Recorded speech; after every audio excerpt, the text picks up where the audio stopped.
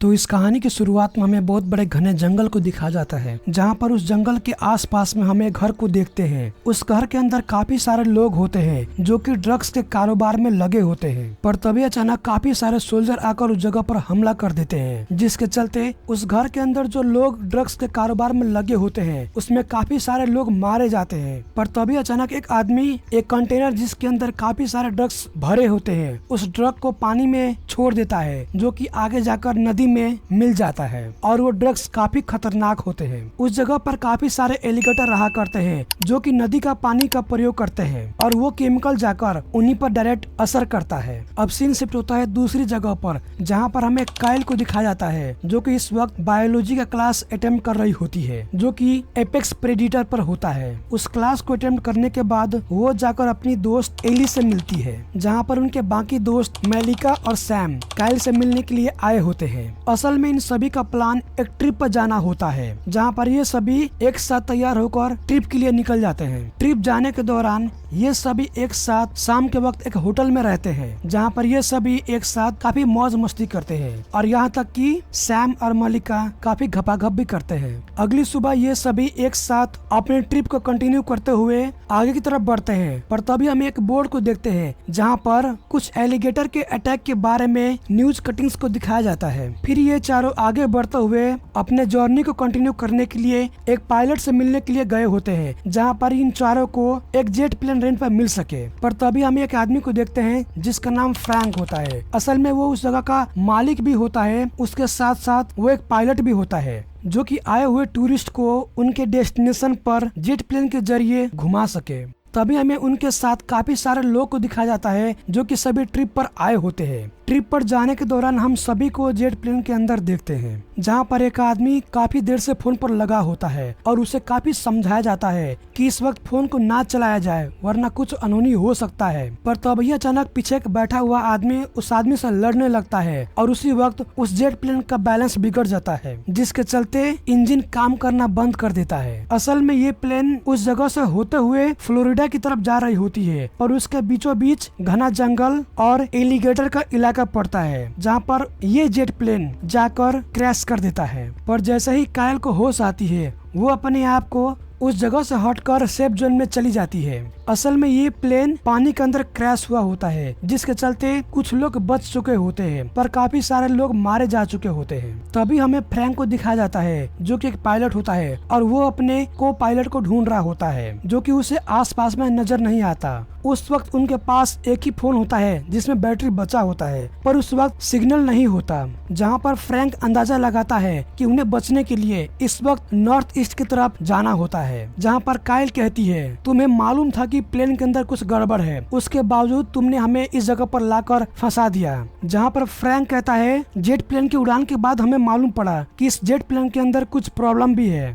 तभी हम एलिस को देखते हैं जो कि झाड़ियों के पास जा रही होती है। जैसे ही वो आगे बढ़ती है उसके सामने काफी सारे एलिगेटर के अंडे रखे गए होते हैं, जहाँ पर वो कुछ अंडे को अपने पास रख लेती है। इधर बाकी सारे एक साथ होते हैं, पर तभी उन्हें नदी के अंदर एक आदमी दिखाई देता है जो कि फ्रैंक का को पायलट होता है। जहाँ पर फ्रैंक दौड़ते हुए को पायलट को बचाने के लिए जाता है, पर तभी अचानक उस को पायलट के पीछे से एक एलिगेटर आकर हमला कर देता है, जिसके चलते उसका को पायलट मारा जाता है। जहाँ पर इस नजारे को देखकर सारे लोग काफी डर जाते हैं। तभी कायल कहती है इस जगह पर एलिगेटर के अंडे रखे गए हैं। लॉजिकली वो एक बायोलॉजी के स्टूडेंट है और उसके बारे में कायल को मालूम होती है। फिर ये सभी उस जगह से निकलने के लिए वहाँ से नॉर्थ ईस्ट की तरफ बढ़ने लगते हैं। शाम के वक्त एलिगेटर अपने अंडे को देखने के लिए आया होता है, जहाँ पर एक अंडे के अलावा बाकी सारे अंडे को चुरा लिया गया होता है। इधर सभी जंगल होते हुए आगे बढ़ रहे होते हैं। अचानक उस समय शाम हो चुका होता है, जहाँ पर सभी एक साथ रहने के लिए प्लान करते हैं, जिसके बाद सभी एक साथ सोते हैं। पर एक आदमी को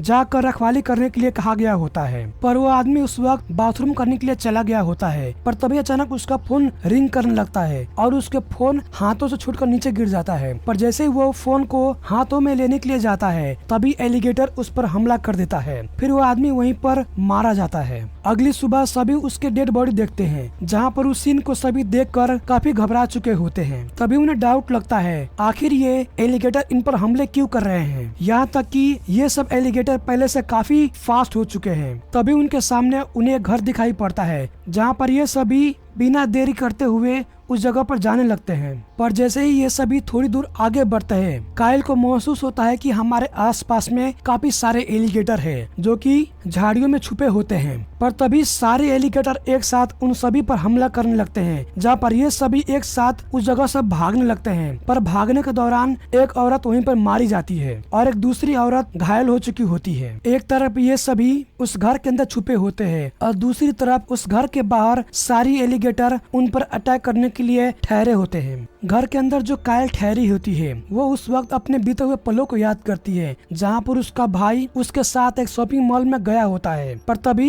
एक आदमी आकर पैसे चुराने के जरिए उसके भाई जेमी को मार देता है और उसी पल को काइल बार बार याद कर रही होती है। इस वक्त काइल अपने भाई की अस्थियां को इस नदी में छोड़ने के लिए लाया होता है और इन चीजों को लेकर मलिका काइल से लड़ने लगती है, जहाँ पर फ्रैंक कहता है इन चीजों से यहाँ पर कोई मतलब नहीं है, हमें यहाँ से सुरक्षित बाहर निकलना है। जहाँ पर ये सभी एक साथ उस जगह से बाहर निकलने के लिए प्लान बनाते हैं। शाम के वक्त ये सभी उस जगह से निकलकर आगे की तरफ बढ़ने लगते हैं। इनके हाथों में एक नक्शा होता है जिनके जरिए ये सभी आगे बढ़ रहे होते हैं। सभी एक साथ आगे बढ़ते हुए एक नदी के पास पहुँचते हैं, जहाँ पर शुरुआत में इन्हें लगता है कि हम गलत जगह पर आ चुके हैं। पर तभी काइल कहती है ये नदी जाकर समुद्र से मिलेगी, यानी कि आगे जाकर हमें इस जगह पर काफी सारे बिल्डिंग मिल जाएंगे, जिसके जरिए हमें कांटेक्ट करने के लिए नेटवर्क मिल जाएगा। तभी ये सब मिलकर उस नदी को पार करने के लिए राफ्ट बनाने लगते हैं। इधर सभी लोग काम में लगे होते हैं और दूसरी तरफ एलिस एक एलिगेटर के पास जाकर उसे घायल करने के चक्कर में उसे जगा देती है।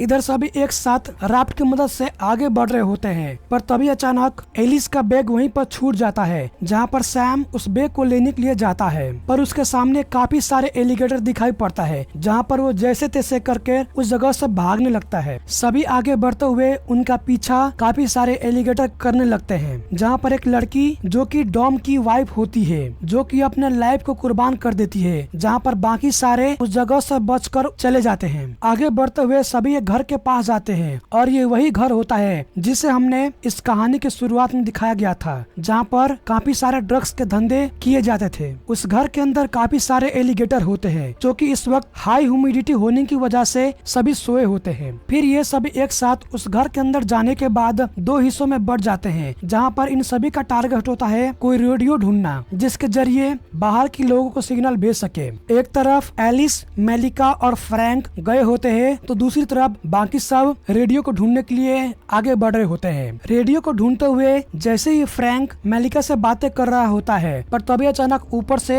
एक एलिगेटर आकर फ्रैंक पर हमला कर देता है, जिसके चलते फ्रैंक घायल हो जाता है। पर जैसे तैसे करके मेलिका उस जगह से बच जाती है। फिर सभी एक साथ आगे की तरफ बढ़ने लगते हैं। पर जैसे ये सभी थोड़ी दूर आगे बढ़ते हैं, उन्हें आगे काफी सारे एलिगेटर दिखाई पड़ता है, जो कि इस वक्त सोए होते हैं। फिर ये सभी एक एक करके बिना कोई आवाज करते हुए आगे बढ़ रहे होते हैं। पर उसी वक्त सैम आखिरी में आ रहा होता है, पर तभी कुछ आवाजें आने लगता है, जिसके चलते सारी एलिगेटर सैम पर हमला कर देते हैं, जिसके चलते सैम वहीं पर मारा जाता है। फिर इनके सामने एक और एलिगेटर आता है, पर तभी एलिस उस एलिगेटर के पास जाती है और एक अंडे को निकालकर उसके सामने उसे दिखाता है। पर तभी अचानक वो एलिगेटर कुछ समय ठहरने के बाद एलिस पर हमला कर देता है, जिसके चलते एलिस अपने दाहिने हाथ को खो देती है, जहाँ पर सारे मिलकर कुछ केमिकल लेकर उस एलिगेटर के ऊपर छिड़क देते हैं और उसे जलाकर वहीं पर खत्म कर देते हैं। उस एलिगेटर को खत्म करने के बाद बाकी बचे हुए वहाँ से आगे बढ़ते हुए एक पुल के पास जाते हैं, जहाँ पर एक रेस्क्यू टीम हेलीकॉप्टर होते हुए उस जगह पर आते हैं। फिर इन सभी को लेकर वहाँ से चले जाते हैं। अब सीन शिफ्ट होता है कुछ दिन बाद, जहां पर हमें काइल को दिखाया जाता है, जो कि इस वक्त अपने भाई जेमी का अस्थियां लेकर नदी में डुबोने के लिए लाया होता है, जिसके बाद काइल वहां से चला जाता है और यह कहानी यहीं पर खत्म होता है। इस कहानी को अंत तक देखने के लिए आप सभी को बहुत बहुत धन्यवाद।